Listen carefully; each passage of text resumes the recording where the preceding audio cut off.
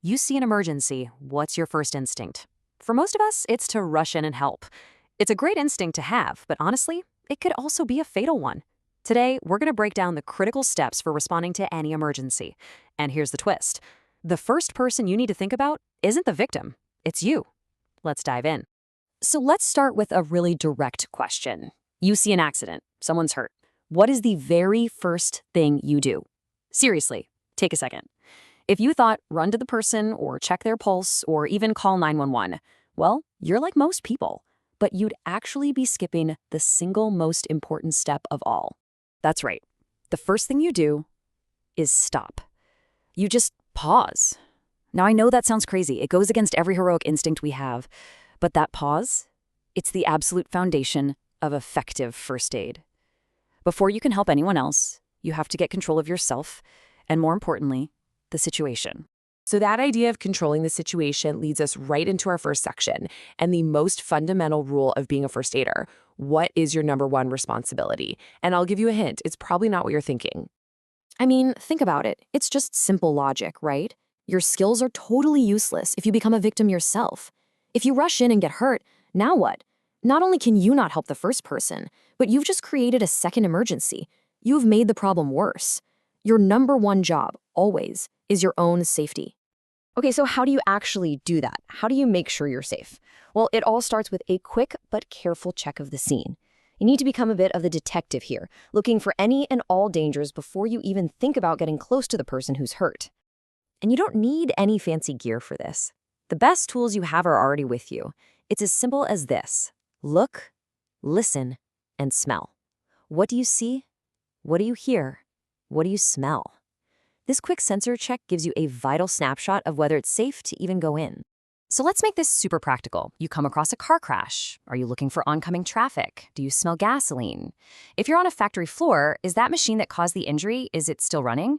You're listening for alarms, the hiss of a gas leak, smelling for smoke. Basically, you have to treat everything as a threat until you've proven it safe. Now, for those of you in an industrial setting, this table is probably no surprise. The risks are incredibly high and the injuries can be devastating.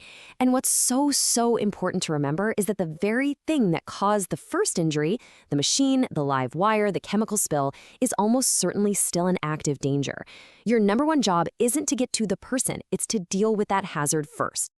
All right, so you've checked the scene, you've made sure it's safe to go in. Now, your job as a first aider really starts. But what exactly is that job? Well, you're a really important link in what we call the chain of survival. Let's get really clear on this. First aid is the immediate care you give someone until more advanced help gets there. That little word until is everything. You're not the final destination, you're the bridge. Your job is to keep things from getting worse in those first few absolutely critical minutes. And it's also super important to know your limits. You are not a doctor.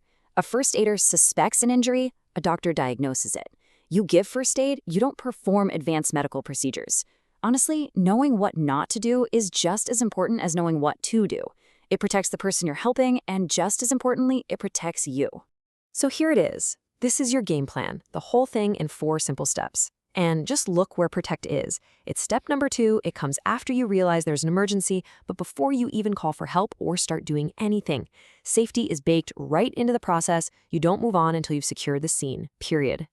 Okay, scene's safe. You know your role. Now you can finally approach the injured person. And your very first hands-on action is something called the primary survey. This is a super quick check where you are looking for one thing and one thing only: immediate threats to their life. And your priority list couldn't be simpler. It's the ABCs. A for airway, can they get air in? B for breathing, are they actually breathing? And C for circulation, are they bleeding, like a lot? These 3 things are what can kill someone in minutes, so they are your only focus.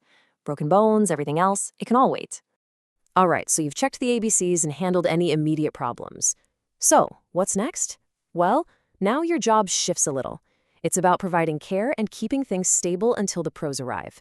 And there are some really important rules to follow here. And these are absolutely non-negotiable. First up, if they're conscious, you have to ask for permission. You need their consent to help. You've got to call 911 as soon as you know it's serious. And this is a big one. Once you start helping, you can't just leave. You have to stay until someone with more training takes over. Also, never ever underestimate the power of just being calm and reassuring. And finally, this is so critical. Unless their life is in immediate danger, like the building's on fire, do not move them. You could easily make their injuries so much worse. So, we've just walked through the whole sequence, right? From the moment you see something happen to when help arrives. But here's the real truth. Being a good first aider doesn't start at the scene of an accident. It starts way, way before that. It starts with being prepared. You know, if there's one thing to take away from all this, it's this.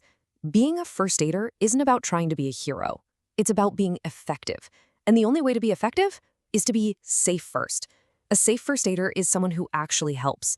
An unsafe one just becomes another part of the problem. And really, that's the bottom line, isn't it? An emergency is, by definition, sudden. It's chaotic. It won't wait for you to look up what to do. The time to learn this stuff, to get trained, to build that muscle memory so you can act without thinking, that time is now, before you ever need it. So I'll just leave you with this one question. Are you ready? Hey, if this helped you think about emergency response in a new way, do me a favor, hit that like button, share it with someone who might need it, and subscribe to our channel. Thanks for watching and stay safe.